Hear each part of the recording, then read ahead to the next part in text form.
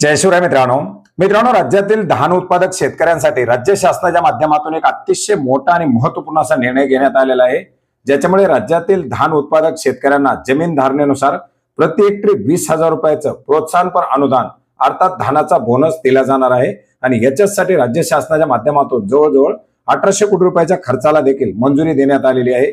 मित्रांनो, याच्या संदर्भातील एक महत्त्वाचा असा GR आज 25 मार्च 2025 रोजी निर्गमित करण्यात आलेला असून खरीप हंगाम 2024-25 मध्ये नोंदणीकृत शेतकऱ्यांना, आता ज्यांनी नोंदणी केलेली आहे परंतु नोंदणीकृत शेतकऱ्यांनी धानाची विक्री केलेली असेल किंवा नसेल अशा सर्व धान उत्पादक शेतकऱ्यांना या धानाचा बोनस प्रति हेक्टरी 20,000 रुपये या मर्यादेमध्ये जास्तीत जास्त 2 हेक्टर पर्यंत अर्थात प्रति शेतकरी 40,000 रुपयापर्यंत देण्यासाठी मंजुरी देण्यात आलेली आहे। मित्रांनो, याच्या संदर्भातील हा महत्त्वाचा असा GR आपण या ठिकाणी पाहू शकता। खरीप हंगाम 2024-25 मध्ये शेतकऱ्यांना जमीन धारणेनुसार प्रति हेक्टर 20,000 रुपये जास्तीत जास्त 2 हेक्टरच्या मर्यादेमध्ये शेतकऱ्यांच्या बँक खात्यामध्ये ऑनलाईन पद्धतीने DBT द्वारे अदा करण्यासाठी मंजुरी देण्यात आलेली आहे। खरीप हंगाम 2024-25 मध्ये खरीप धान पिकवणाऱ्या शेतकऱ्यांनाच हा बोनस लागू असणार आहे।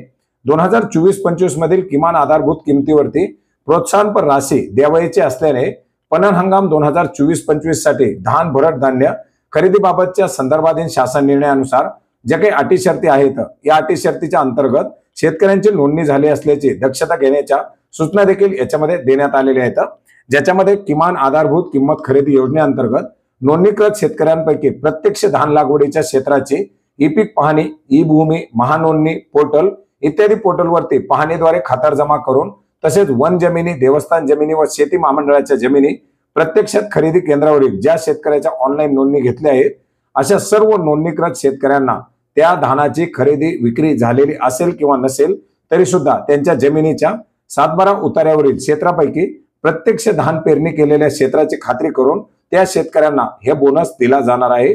शेतकऱ्यांना धान विक्री केली असेल किंवा नसेल धान उत्पादनाकरता प्रति हेक्टरी 20,000 रुपये हे DBTच्या माध्यमातून खात्यावरती जमा केले जाणार आहेत। धान उत्पादक शेतकरी हा मार्केटिंग फेडरेशन किंवा आदिवासी विकास महामंडळ या दोन्ही अभिकर्ता संस्थांकडून सुरू केलेल्या कोणत्याही खरेदी केंद्रावरती नोंदणीकृत झालेला असावा। प्रोत्साहनपर राशीस पात्र होणाऱ्या शेतकऱ्यांनी त्यांचे धान अभिकर्ता संस्थांना विक्री करणं बंधनकारक नाही, अर्थात त्यांनी कुठेही ओपन मार्केटमध्ये जरी धान विक्री केली तरी सुद्धा त्यांची जर नोंदणी झालेली असेल तर अशा शेतकऱ्यांना बोनस दिला जाणार आहे। शेतकऱ्याने सादर केलेला 7/12चा उतारा त्यावरील धान लागवडीखालील जमिनीच्या क्षेत्रफळानुसार प्रोत्साहनपर राशीची रक्कम निश्चित करण्यात येईल। महसूल विभागाने विकसित केलेला ई-पीक पाहणी ऍपद्वारे संकलित केलेल्या माहितीचा आधार यासाठी घेतला जाणार आहे। अर्थात जेवढ्या क्षेत्राची ई-पीक पाहणी झालेली असेल त्या प्रमाणामध्ये लाभार्थ्यांना शेतकऱ्यांना हा बोनस दिला जाणार आहे। एखादा शेतकरी दोन्ही अभिकर्ता संस्थांकडे नोंदणीकृत असल्यास त्यांच्या एकूण जमीन धारणेनुसार 2 हेक्टरच्या मर्यादेपर्यंत अर्थात एखाद्या शेतकऱ्यानं समजा 1.5 हेक्टर मार्केटिंग फेडरेशनकडे आणि 1.5 हेक्टर आदिवासी विकास महामंडळ अशा 3 हेक्टर धानाची नोंदणी केलेली असेल तर त्या शेतकऱ्याला दोन्हीकडची नोंदणी मिळून जास्तीत जास्त 2 हेक्टर पर्यंत हा लाभ दिला जाणार आहे। आणि याच्यासाठी 1800 कोटी रुपयाच्या खर्चास मान्यता देखील देण्यात आलेली आहे। मित्रांनो, 14 ऑक्टोबर 2024 पासून सुरू झालेल्या खरीप हंगामाकरता सदर हा शासन निर्णय लागू राहणार आहे।